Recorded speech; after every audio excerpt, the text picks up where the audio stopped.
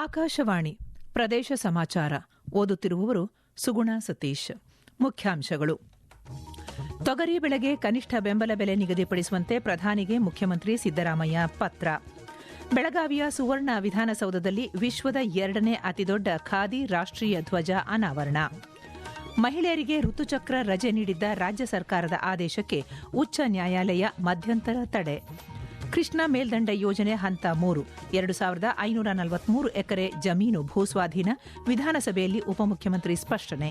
ಮತ್ತು ಬೆಳಗಾವಿಯಲ್ಲಿ ರಾಜ್ಯ ಸರ್ಕಾರದ ಆಡಳಿತ ವೈಫಲ್ಯ ಖಂಡಿಸಿ ಬಿಜೆಪಿ ಪ್ರತಿಭಟನೆ, ಸುವರ್ಣಸೌಧಕ್ಕೆ ಮುತ್ತಿಗೆ ಯತ್ನ. ವಾರ್ತೆಗಳ ವಿವರ. ಕರ್ನಾಟಕದಲ್ಲಿ ತೊಗರೆ ಬೆಳೆಗಾರರು ಸಂಕಷ್ಟಕ್ಕೆ ಸಿಲುಕಿರುವ ಹಿನ್ನೆಲೆಯಲ್ಲಿ ಕೇಂದ್ರ ಸರ್ಕಾರ ತೊಗರಿ ಬೆಳೆಗೆ ಕನಿಷ್ಠ ಬೆಂಬಲ ಬೆಲೆ ನಿಗದಿಪಡಿಸಬೇಕು ಮತ್ತು ನಾಫೆಡ್ ಹಾಗೂ ಎನ್ಸಿಸಿಎಫ್ ಮೂಲಕ ಖರೀದಿಗೆ ಕ್ರಮ ಕೈಗೊಳ್ಳಬೇಕು ಎಂದು ಮುಖ್ಯಮಂತ್ರಿ ಸಿದ್ದರಾಮಯ್ಯ ಪ್ರಧಾನಿ ನರೇಂದ್ರ ಮೋದಿ ಅವರಿಗೆ ಪತ್ರ ಬರೆದಿದ್ದಾರೆ. ಮುಂಗಾರು ಹಂಗಾಮಿನಲ್ಲಿ ರಾಜ್ಯದಲ್ಲಿ ಸುಮಾರು 12,80,000 ಹೆಕ್ಟೇರ್ ಪ್ರದೇಶದಲ್ಲಿ ತೊಗರಿ ಬೆಳೆದಿದ್ದು, ಅಂದಾಜು 12,60,000 ಮೆಟ್ರಿಕ್ ಟನ್ ತೊಗರಿ ಉತ್ಪಾದನೆಯಾಗಿದೆ. ಕಲಬುರಗಿ, ಯಾದಗಿರಿ, ಬೀದರ್, ರಾಯಚೂರು ಮತ್ತಿತರ ಜಿಲ್ಲೆಗಳಲ್ಲಿ ತೊಗರಿಯನ್ನು ಬೆಳೆಯಲಾಗಿದ್ದು, ಆ ಭಾಗದ ರೈತರು ಬೆಲೆ ಇಳಿಕೆಯಿಂದ ಸಂಕಷ್ಟಕ್ಕೆ ಸಿಲುಕಿದ್ದಾರೆ. ಸದ್ಯ ಮಾರುಕಟ್ಟೆ ದರ 5,800 ರಿಂದ 6,700 ರೂಪಾಯಿಗಳಷ್ಟಿದೆ. ಸರ್ಕಾರ ತೊಗರಿ ಬೆಳೆಗೆ 2025-26ನೇ ಸಾಲಿನಲ್ಲಿ 8,000 ರೂಪಾಯಿ ಘೋಷಿಸಿತ್ತು. ಆದರೆ ಮಾರುಕಟ್ಟೆಯಲ್ಲಿ ದರ ಕಡಿಮೆಯಾಗಿರುವುದರಿಂದ ರೈತರು ಸಂಕಷ್ಟಕ್ಕೆ ಸಿಲುಕಿದ್ದಾರೆ ಎಂದು ಪತ್ರದಲ್ಲಿ ಉಲ್ಲೇಖಿಸಿದ್ದಾರೆ. ಕನಿಷ್ಠ ಬೆಂಬಲ ಬೆಲೆ ನಿಗದಿಗೆ ರಾಜ್ಯ ಸರ್ಕಾರ ಈಗಾಗಲೇ ಕೇಂದ್ರಕ್ಕೆ ಪ್ರಸ್ತಾವನೆ ಸಲ್ಲಿಸಿದೆ. ರೈತರಿಗೆ ನ್ಯಾಯಯುತ ಬೆಲೆ ದೊರಕಿಸಿಕೊಡಲು ಹಾಗೂ ಅವರು ಬೆಳೆದ ಬೆಳೆಗಳನ್ನು ಖರೀದಿಸಲು ಕೇಂದ್ರ ಸರ್ಕಾರ ಕೂಡಲೇ ಕ್ರಮ ಕೈಗೊಳ್ಳಬೇಕು ಎಂದು ಮುಖ್ಯಮಂತ್ರಿ ಸಿದ್ದರಾಮಯ್ಯ ಪ್ರಧಾನಿ ಅವರನ್ನು ಒತ್ತಾಯಿಸಿದ್ದಾರೆ. ವಿಶ್ವದಲ್ಲೇ 2ನೇ ಅತಿದೊಡ್ಡ ಖಾದಿ ರಾಷ್ಟ್ರೀಯ ಧ್ವಜವನ್ನು ಬೆಳಗಾವಿ ಸುವರ್ಣ ವಿಧಾನಸೌಧದ ಭವ್ಯ ಮೆಟ್ಟಿಲುಗಳ ಮೇಲೆ ಇಂದು ಪ್ರದರ್ಶಿಸಲಾಗಿದ್ದು, ಮುಖ್ಯಮಂತ್ರಿ ಸಿದ್ದರಾಮಯ್ಯ ಉದ್ಘಾಟಿಸಿದರು. ವಿಧಾನ ಪರಿಷತ್ ಸಭಾಪತಿ ಬಸವರಾಜ ಹೊರಟ್ಟಿ, ವಿಧಾನಸಭೆಯ ಸಭಾಧ್ಯಕ್ಷ ಯುಟಿ ಖಾದರ್ ಫರೀದ್, ಉಪಮುಖ್ಯಮಂತ್ರಿ ಡಿಕೆ ಶಿವಕುಮಾರ್, ಕಾನೂನು ಮತ್ತು ಸಂಸದೀಯ ವ್ಯವಹಾರಗಳ ಸಚಿವ ಎಚ್ಕೆ ಪಾಟೀಲ್ ಸೇರಿದಂತೆ ಹಲವು ಸಚಿವರು ಹಾಗೂ ಶಾಸಕರು ರಾಷ್ಟ್ರಧ್ವಜ ಅನಾವರಣಕ್ಕೆ ಸಾಕ್ಷಿಯಾದರು. ಕಲಬುರಗಿ ಜಿಲ್ಲೆಯ ಕಮಲಾಪುರದ ವಿನೋದ್ ಕುಮಾರ್ ರೇವಪ್ಪ ಬಮ್ಮನ್ನ ಕುಟುಂಬಸ್ಥರು ವೈಯಕ್ತಿಕ ಆಸಕ್ತಿಯಿಂದ ಮಾಡಲ್ಪಟ್ಟಿರುವ ಈ ಖಾದಿ ರಾಷ್ಟ್ರಧ್ವಜ ಐತಿಹಾಸಿಕ ದಾಖಲೆಯಾಗಿದೆ. ಬಳಿಕ ಮಾತನಾಡಿದ ಮುಖ್ಯಮಂತ್ರಿ ಸಿದ್ದರಾಮಯ್ಯ, ತ್ರಿವರ್ಣ ಧ್ವಜ ದೇಶದ ಪ್ರತಿಯೊಬ್ಬರ ಸ್ವಾಭಿಮಾನದ ಸಂಕೇತವಾಗಿದೆ ಎಂದು ತಿಳಿಸಿದ್ದಾರೆ. ಜಗತ್ತಿನಲ್ಲೇ ಅತಿ ದೊಡ್ಡ ಖಾದಿ ತ್ರಿವರ್ಣ ಧ್ವಜವನ್ನ ಬೆಳಗಾವಿಯ ಸುವರ್ಣಸೌಧದ ಭವ್ಯ ಮೆಟ್ಟಿಲಿನ ಮೇಲೆ ಅನಾವರಣಗೊಳಿಸಲಿಕ್ಕೆ ಕಾರಣಕರ್ತರಾಗಿದ್ದಾರೆ. ಇದು ಸ್ವಾತಂತ್ರ್ಯ ಹೋರಾಟದಲ್ಲಿ ನಮ್ಮ ಚಳವಳಿ ಸಂದರ್ಭದಲ್ಲಿ ತ್ರಿವರ್ಣ ಧ್ವಜವನ್ನ ಜಾರಿಗೆ ತಗೊಂಡ್ಬಂದರು. ಈ ತ್ರಿವರ್ಣ ಧ್ವಜ ಕೇವಲ ಖಾದಿ ವಸ್ತ್ರ ಅಲ್ಲ, ಇದು ನಮ್ಮೆಲ್ಲರ ದೇಶದ ಹೆಮ್ಮೆ ಮತ್ತು ಸ್ವಾಭಿಮಾನದ ಸಂಕೇತ. ಮಹಿಳೆಯರಿಗೆ ಋತುಚಕ್ರ ರಜೆ ನೀಡಿ ಸರ್ಕಾರ ಹೊರಡಿಸಿದ್ದ ಅಧಿಸೂಚನೆಗೆ ಉಚ್ಚ ನ್ಯಾಯಾಲಯ ತಡೆ ನೀಡಿ ಮಧ್ಯಂತರ ಆದೇಶ ಹೊರಡಿಸಿದೆ. ನ್ಯಾಯಾಧೀಶರಾದ ಎಂ ಜ್ಯೋತಿ ನೇತೃತ್ವದ ಪೀಠ ಅರ್ಜಿ ವಿಚಾರಣೆ ನಡೆಸಿ ಆಕ್ಷೇಪಣೆ ಸಲ್ಲಿಸಲು ಸರ್ಕಾರಕ್ಕೆ ಅವಕಾಶ ನೀಡಿದೆ. ಚಳಿಗಾಲದ ರಜೆ ಮುಗಿದ ಬಳಿಕ ಆಕ್ಷೇಪಣೆ ಸಲ್ಲಿಸುವಂತೆ ತಿಳಿಸಿ ಮಧ್ಯಂತರ ತಡೆ ನೀಡಿದೆ. ಸರ್ಕಾರದ ಅಧಿಸೂಚನೆ ಪ್ರಶ್ನಿಸಿ ಹೋಟೆಲ್ ಮಾಲೀಕರ ಸಂಘ ಹೈಕೋರ್ಟ್ನಲ್ಲಿ ಅರ್ಜಿ ಸಲ್ಲಿಸಿದೆ. ರಾಜ್ಯಾದ್ಯಂತ ಕಳೆದ 3 ವರ್ಷಗಳಲ್ಲಿ 57,773 ಅಪರಾಧ ಪ್ರಕರಣಗಳು ದಾಖಲಾಗಿದ್ದು, ಸೈಬರ್ ವಂಚಕರಿಂದ ಜನಸಾಮಾನ್ಯರು 5,473 ಕೋಟಿ ರೂಪಾಯಿಗಿಂತ ಹೆಚ್ಚು ಹಣ ಕಳೆದುಕೊಂಡಿದ್ದಾರೆ ಎಂದು ಗೃಹ ಸಚಿವ ಡಾ ಜಿ ಪರಮೇಶ್ವರ್ ತಿಳಿಸಿದ್ದಾರೆ. ವಿಧಾನಸಭೆಯಲ್ಲಿ ಪ್ರಶ್ನೋತ್ತರ ಕಲಾಪದಲ್ಲಿ ಶಾಸಕ ಸಿಮೆಂಟ್ ಮಂಜು ಪ್ರಶ್ನೆಗೆ ಉತ್ತರಿಸಿದ ಗೃಹ ಸಚಿವ ಡಾ ಜಿ ಪರಮೇಶ್ವರ್, 2023ರಲ್ಲಿ 22,255 ಸೈಬರ್ ವಂಚನೆ ಪ್ರಕರಣ ದಾಖಲಾಗಿದ್ದು, 873 ಕೋಟಿ ರೂಪಾಯಿ ವಂಚನೆಯಾಗಿದೆ, 177 ಕೋಟಿ ರೂಪಾಯಿ ವಸೂಲಿ ಮಾಡಲಾಗಿದೆ ಎಂದು ಹೇಳಿದ್ದಾರೆ. ಸೈಬರ್ ವಂಚನೆ ಪ್ರಕರಣವನ್ನು ಶೀಘ್ರವಾಗಿ ಪತ್ತೆ ಹಚ್ಚಲು 43 ಸೈಬರ್ ಪೊಲೀಸ್ ಠಾಣೆಗಳನ್ನು ಆರಂಭಿಸಲಾಗಿದ್ದು, ಸೈಬರ್ ಕಮಾಂಡ್ ರಚಿಸಲಾಗಿದೆ ಎಂದು ಸದನಕ್ಕೆ ಮಾಹಿತಿ ನೀಡಿದ್ದಾರೆ. ಬಿಜೆಪಿಯ ಉಮಾನಾಥ ಕೋಟ್ಯಾನ್ ಅವರ ಪ್ರಶ್ನೆಗೆ ಉತ್ತರಿಸಿದ ಗೃಹ ಸಚಿವ ಡಾ ಜಿ ಪರಮೇಶ್ವರ್, ರಾಜ್ಯದಲ್ಲಿ ಕಳೆದ 5 ವರ್ಷದಿಂದ ಪೊಲೀಸ್ ಸಬ್ ಇನ್ಸ್ಪೆಕ್ಟರ್ ಹುದ್ದೆ ನೇಮಕವಾಗಿಲ್ಲ, 545 ಸಬ್ ಇನ್ಸ್ಪೆಕ್ಟರ್ ಹುದ್ದೆಗೆ ನೇಮಕ ಮಾಡಲಾಗಿದೆ ಎಂದು ಸ್ಪಷ್ಟಪಡಿಸಿದ್ದಾರೆ. ಪ್ರದೇಶ ಸಮಾಚಾರ ಕೇಳುತ್ತಿದ್ದೀರಿ.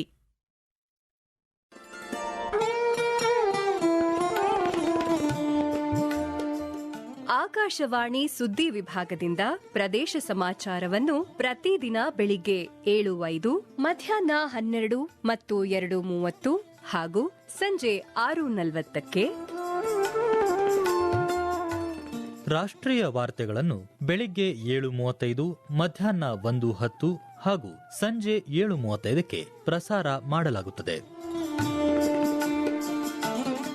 ಈ ಎಲ್ಲಾ ವಾರ್ತೆಗಳನ್ನು ನಮ್ಮ ಯೂಟ್ಯೂಬ್ ಖಾತೆ ಆಕಾಶವಾಣಿ ನ್ಯೂಸ್ ಕನ್ನಡ, ಫೇಸ್ಬುಕ್ ಖಾತೆ ಆಕಾಶವಾಣಿ ವಾರ್ತೆ ಕನ್ನಡ ಇದರಲ್ಲಿ ಆಲಿಸಬಹುದು.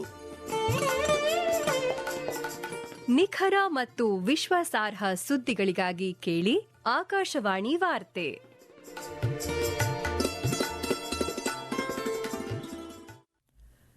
ಆಲಮಟ್ಟಿ ಅಣೆಕಟ್ಟನ್ನು 519ರಿಂದ 524 ಮೀಟರ್ಗೆ ಹೆಚ್ಚಿಸುವ ಕೃಷ್ಣಾ ಮೇಲ್ದಂಡೆ ಯೋಜನೆ ಹಂತ 3ಕ್ಕೆ ಒಟ್ಟು 188 ಗ್ರಾಮಗಳ 75,563 ಎಕರೆ ಜಮೀನು ಮುಳುಗಡೆಯಾಗುತ್ತಿದೆ.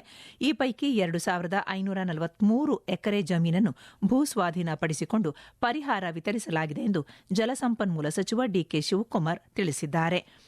ವಿಧಾನಸಭೆ ಪ್ರಶ್ನೋತ್ತರ ಕಲಾಪದಲ್ಲಿ ಹಿರಿಯ ಸದಸ್ಯ ಬಸನಗೌಡ ಆರ್ ಪಾಟೀಲ್ ಯತ್ನಾಳ್ ಅವರ ಪ್ರಶ್ನೆಗೆ ಉತ್ತರಿಸಿದ ಜಲಸಂಪನ್ಮೂಲ ಸಚಿವ ಡಿಕೆ ಶಿವಕುಮಾರ್, ಕೃಷ್ಣಾ ಮೇಲ್ದಂಡೆ ಯೋಜನೆಗೆ ಭೂಸ್ವಾಧೀನ, ಪುನರ್ವಸತಿ ಮತ್ತು ಪುನರ್ ನಿರ್ಮಾಣ ಸೇರಿದಂತೆ 50,452 ಕೋಟಿ ರೂಪಾಯಿ ವೆಚ್ಚ ಮಾಡಲಾಗಿದೆ ಎಂದು ಹೇಳಿದ್ದಾರೆ.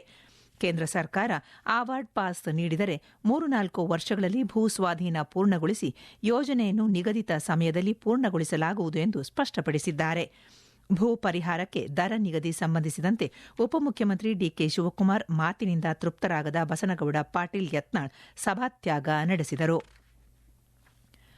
ಬೀದರ್ ಸಹಕಾರಿ ಸಕ್ಕರೆ ಕಾರ್ಖಾನೆಯ ಪುನಶ್ಚೇತನಕ್ಕೆ ಸರ್ಕಾರ ಕ್ರಮ ವಹಿಸಲಿದೆ ಎಂದು ಜವಳಿ, ಸಕ್ಕರೆ, ಕೃಷಿ ಮಾರುಕಟ್ಟೆ ಸಚಿವ ಶಿವಾನಂದ ಎಸ್ ಪಾಟೀಲ್ ತಿಳಿಸಿದ್ದಾರೆ.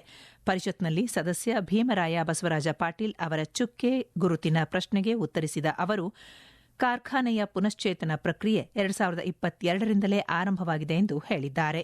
ಈ ವೇಳೆ ಮಧ್ಯಪ್ರವೇಶಿಸಿದ ಬಸವರಾಜ ಪಾಟೀಲ್ ಅವರು, ಇದು ಬೀದರ್ ಜಿಲ್ಲೆಯ ಮೊದಲ ಕಾರ್ಖಾನೆಯಾಗಿದ್ದು 25,000 ರೈತರು ಷೇರು ಹೊಂದಿದ್ದಾರೆ. ಯಾರಿಗಾದರೂ ಗುತ್ತಿಗೆ ನೀಡಿಯಾದರೂ ಕಾರ್ಖಾನೆ ಆರಂಭಿಸಬೇಕು ಎಂದು ಸರ್ಕಾರವನ್ನು ಒತ್ತಾಯಿಸಿದ್ದಾರೆ. ನಗರ ಸ್ಥಳೀಯ ಸಂಸ್ಥೆಗಳಾದ ನಗರಸಭೆ, ಪುರಸಭೆ ಮತ್ತು ಪಟ್ಟಣ ಪಂಚಾಯಿತಿಗಳ ಅಧ್ಯಕ್ಷರು, ಉಪಾಧ್ಯಕ್ಷರು ಮತ್ತು ಸದಸ್ಯರ ಗೌರವ ಧನವನ್ನು ಹೆಚ್ಚಿಸಲು ಸರ್ಕಾರ ಬದ್ಧವಾಗಿದೆ ಎಂದು ಪೌರಾಡಳಿತ ಸಚಿವ ರಹೀಂ ಖಾನ್ ವಿಧಾನ ಪರಿಷತ್ನಲ್ಲಿಂದು ಭರವಸೆ ನೀಡಿದ್ದಾರೆ. ಪ್ರಶ್ನೋತ್ತರ ಕಲಾಪದಲ್ಲಿ ಸದಸ್ಯ ಸುನಿಲ್ ಗೌಡ ಪಾಟೀಲ್ ಅವರ ಪ್ರಶ್ನೆಗೆ ಉತ್ತರಿಸಿದ ಸಚಿವರು, ಈಗಾಗಲೇ ಪ್ರಸ್ತಾವನೆ ಕಳುಹಿಸಲಾಗಿದ್ದು ಆರ್ಥಿಕ ಇಲಾಖೆ ಒಪ್ಪಿಗೆ ಸೂಚಿಸಿದೆ ಎಂದು ಸ್ಪಷ್ಟಪಡಿಸಿದ್ದಾರೆ. ಆದರೆ ಚುನಾಯಿತ ಸದಸ್ಯರಿಗೆ ಉಚಿತ ಬಸ್ ಪಾಸ್, ಪಿಂಚಣಿ ಹಾಗೂ ಟೋಲ್ ಫ್ರೀ ಪಾಸ್ ನೀಡುವ ಪ್ರಸ್ತಾವನೆ ನಗರಾಭಿವೃದ್ಧಿ ಇಲಾಖೆಯ ಪರಿಶೀಲನೆಯಲ್ಲಿ ಇರುವುದಿಲ್ಲ ಎಂದು ತಿಳಿಸಿದ್ದಾರೆ.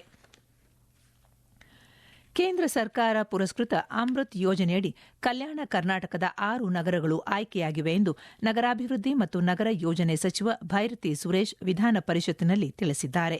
ಪ್ರಶ್ನೋತ್ತರ ಕಲಾಪದಲ್ಲಿಂದು ಅವರು ಸದಸ್ಯ ಸುನೀಲ್ ವಲ್ಯಾಪುರೆ ಅವರ ಪ್ರಶ್ನೆಗೆ ಉತ್ತರಿಸಿ, ಕಲಬುರಗಿ, ಬಳ್ಳಾರಿ, ಬೀದರ್, ಗಂಗಾವತಿ, ಹೊಸಪೇಟೆ ಮತ್ತು ರಾಯಚೂರು ನಗರಗಳು ಈ ಯೋಜನೆಗೆ ಆಯ್ಕೆಯಾಗಿದ್ದು ವಿವಿಧ ಅಭಿವೃದ್ಧಿ ಕಾಮಗಾರಿಗಳು ಪ್ರಗತಿಯಲ್ಲಿವೆ ಎಂದು ಹೇಳಿದ್ದಾರೆ. ಕಲಬುರಗಿ ಮಹಾನಗರಕ್ಕೆ ಹೊಂದಿಕೊಂಡಿರುವ ಗ್ರಾಮ ಪಂಚಾಯಿತಿ ವ್ಯಾಪ್ತಿಯಲ್ಲಿ ಬರುವ ಬಡಾವಣೆಗಳಲ್ಲಿ ಮೂಲಸೌಕರ್ಯ ಕಲ್ಪಿಸಲು ಈ ಯೋಜನೆಯಡಿಯಲ್ಲಿ ಅವಕಾಶ ಇರುವುದಿಲ್ಲ ಎಂದು ಸ್ಪಷ್ಟಪಡಿಸಿದ್ದಾರೆ. ಬೆಳಗಾವಿಯಲ್ಲಿ ರಾಜ್ಯ ಸರ್ಕಾರದ ಆಡಳಿತ ವೈಫಲ್ಯ, ಪ್ರಗತಿ ಕುಂಠಿತ, ಬೆಲೆ ಏರಿಕೆ, ರೈತರಿಗೆ ಅನ್ಯಾಯ, ಭ್ರಷ್ಟಾಚಾರ ಆರೋಪಿಸಿ ಇಂದು ಬಿಜೆಪಿ ನಾಯಕರು ಸುವರ್ಣಸೌಧದ ಸಮೀಪ ಬೃಹತ್ ಪ್ರತಿಭಟನೆ ನಡೆಸಿದರು. ಪ್ರತಿಭಟನೆಯಲ್ಲಿ ಪ್ರತಿಪಕ್ಷ ನಾಯಕ ಆರ್ ಅಶೋಕ, ಬಿಜೆಪಿ ರಾಜ್ಯಾಧ್ಯಕ್ಷ ಬಿವೈ ವಿಜೇಂದ್ರ, ಜಗದೀಶ್ ಶೆಟ್ಟರ್, ಈರಣ್ಣ ಕಡಾಡಿ ಸೇರಿದಂತೆ ಹಲವು ಮುಖಂಡರು ಪಾಲ್ಗೊಂಡು ಸರ್ಕಾರದ ವಿರುದ್ಧ ಅಸಮಾಧಾನ ವ್ಯಕ್ತಪಡಿಸಿದರು. ಬಳಿಕ ಬೃಹತ್ ಮೆರವಣಿಗೆ ಮೂಲಕ ಸುವರ್ಣಸೌಧದತ್ತ ತೆರಳಿ ಮುತ್ತಿಗೆ ಹಾಕಲು ಯತ್ನಿಸಿದರು. ಈ ವೇಳೆ ಸುವರ್ಣಸೌಧ ಮುತ್ತಿಗೆ ಹಾಕಲು ಯತ್ನಿಸಿದ ಪ್ರತಿಭಟನಾ ನಿರತ ಮುಖಂಡರನ್ನು ಹಾಗೂ ಕಾರ್ಯಕರ್ತರನ್ನು ಪೊಲೀಸರು ಅಲಾರ್ವಾಡ್ ತಿರುವಿನಲ್ಲಿ ತಮ್ಮ ವಶಕ್ಕೆ ಪಡೆದುಕೊಂಡಿದ್ದಾರೆ. ಈಗ ಮತ್ತೊಮ್ಮೆ ಮುಖ್ಯಾಂಶಗಳು. ತೊಗರಿ ಬೆಳೆಗೆ ಕನಿಷ್ಠ ಬೆಂಬಲ ಬೆಲೆ ನಿಗದಿಪಡಿಸುವಂತೆ ಪ್ರಧಾನಿಗೆ ಮುಖ್ಯಮಂತ್ರಿ ಸಿದ್ದರಾಮಯ್ಯ ಪತ್ರ. ಬೆಳಗಾವಿಯ ಸುವರ್ಣ ವಿಧಾನಸೌಧದಲ್ಲಿ ವಿಶ್ವದ 2ನೇ ಅತಿದೊಡ್ಡ ಖಾದಿ ರಾಷ್ಟ್ರೀಯ ಧ್ವಜ ಅನಾವರಣ. ಮಹಿಳೆಯರಿಗೆ ಋತುಚಕ್ರ ರಜೆ ನೀಡಿದ್ದ ರಾಜ್ಯ ಸರ್ಕಾರದ ಆದೇಶಕ್ಕೆ ಉಚ್ಚ ನ್ಯಾಯಾಲಯ ಮಧ್ಯಂತರ ತಡೆ. ಕೃಷ್ಣಾ ಮೇಲ್ದಂಡೆ ಯೋಜನೆ ಹಂತ 3 2543 ಎಕರೆ ಜಮೀನು ಭೂಸ್ವಾಧೀನ, ವಿಧಾನಸಭೆಯಲ್ಲಿ ಉಪಮುಖ್ಯಮಂತ್ರಿ ಸ್ಪಷ್ಟನೆ. ಮತ್ತು ಬೆಳಗಾವಿಯಲ್ಲಿ ರಾಜ್ಯ ಸರ್ಕಾರದ ಆಡಳಿತ ವೈಫಲ್ಯ ಖಂಡಿಸಿ ಬಿಜೆಪಿ ಪ್ರತಿಭಟನೆ, ಸುವರ್ಣಸೌಧಕ್ಕೆ ಮುತ್ತಿಗೆ ಯತ್ನ. ಇಲ್ಲಿಗೆ ಪ್ರದೇಶ ಸಮಾಚಾರ ಮುಗಿಯಿತು. ನಮ್ಮ ಮುಂದಿನ ವಾರ್ತಾ ಪ್ರಸಾರ ಸಂಜೆ 6:40 ನಿಮಿಷಕ್ಕೆ.